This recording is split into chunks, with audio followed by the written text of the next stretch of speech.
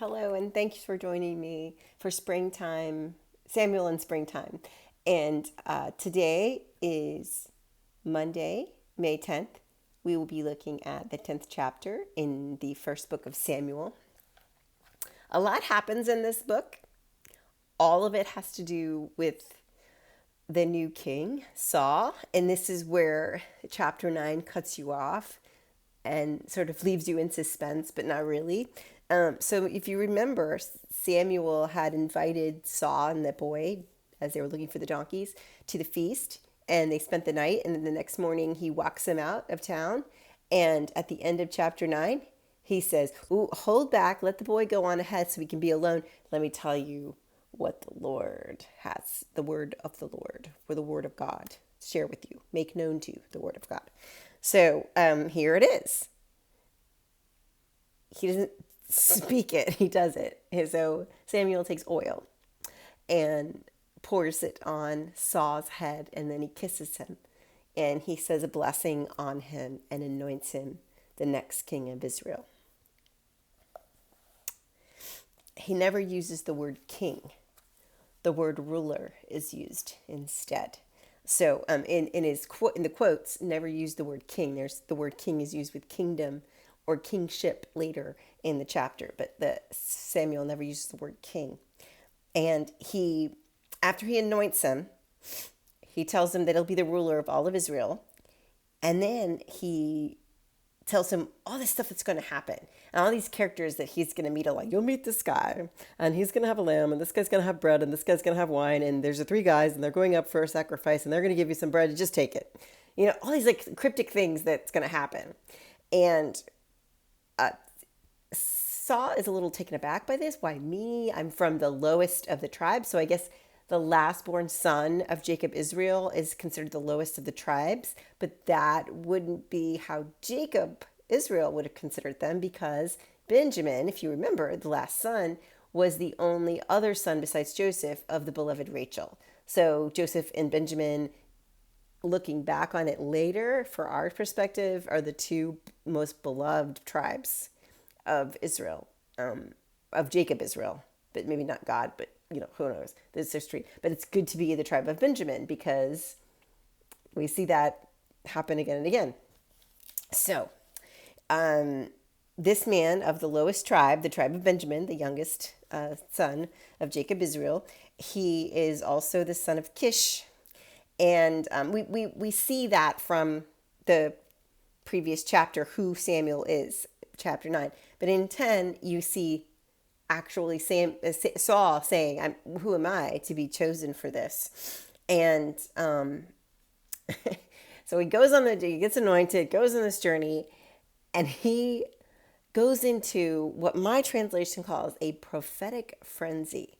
Now, I can only imagine that the only thing akin to this that we could think of would be like the whirling dervishes in another faith tradition or something like that. Like they were in a prophetic frenzy, and he started to prophesy. He became a prophet. This is Saul now, the tall, handsome young man. And people who knew him were like, "Who is this? Is this Saul?" Because he's got this power coming from him because he's been anointed. We're supposed to assume that. I didn't say that explicitly, but I guess we're supposed to assume that. So nobody who knew him could recognize the Saul he was before, would say, "This isn't like him." So he goes on this journey, and finally he is reunited with Samuel. Eventually, Samuel gathers the people at Mizpah again, and they are gathered there again. And he again reminds them, warns them about what they're asking for, a king, that you've rejected God by asking for a king. But everybody seems to kind of stare at their fingers, Nobody says anything. And so he goes on with it. He's like, "Okay, but if you want a king, here's a king."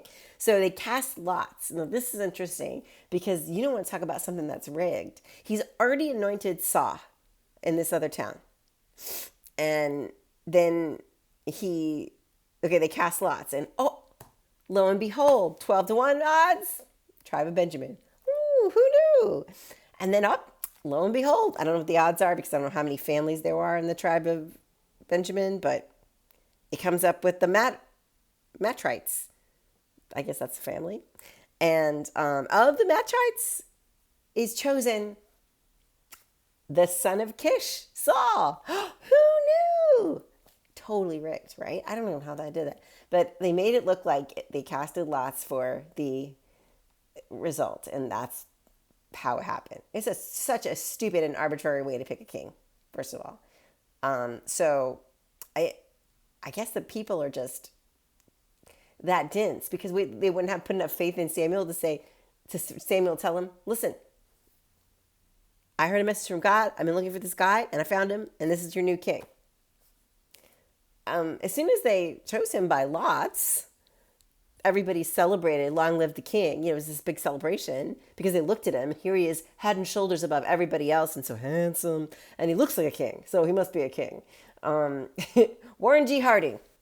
Just that's all I have to say about that. It looks like a king, he must be a king. So they make him his king. They make him their king. And because he'd already been anointed by Samuel, he is the one that is chosen in what we could call now as a rigged election. So then there's just this little chapter about what's going on with some of the other tribes. So the Reubenites and the Gadites are two of the sons of Jacob Israel and their tribe. And their eyes are being gouged out by the king of the Amorites. And his name is Nahash. And there's no Reubenite or Gadite with a right eye anymore. So they have to find somebody else to cross the Jordan. So no of the Israelites across the Jordan whose right eye, there was none that right eye hadn't been gouged out by this king of the Amorites. And that's kind of where it leaves you. So obviously the chapter should end at the end of verse 27, but it doesn't. It goes on to have this little section. So this little section really exists in chapter 11, but we haven't gotten there yet. It's basically an introduction to a new conversation about some of the geopolitical conflict that's going on and the things that Saul is going to have to do, because the promise in there is God says this to Samuel, choose this man because he will deliver his people. He will lead his people against all of their enemies and save them from their enemies. And so this is sort of the expectation from Saul that if there's trouble anywhere, Saul's going to help you out. So that was my Cleghorn Leghorn impression. Sorry, that was bad. But so there's a new sheriff in town. It's Saul, and he's going to help them out with the Nahash, our eye gouging Ammonite king. So, well, hold on to your eyes and stay close to one another and stay safe. And we'll be looking tomorrow at chapter 11 on Tuesday.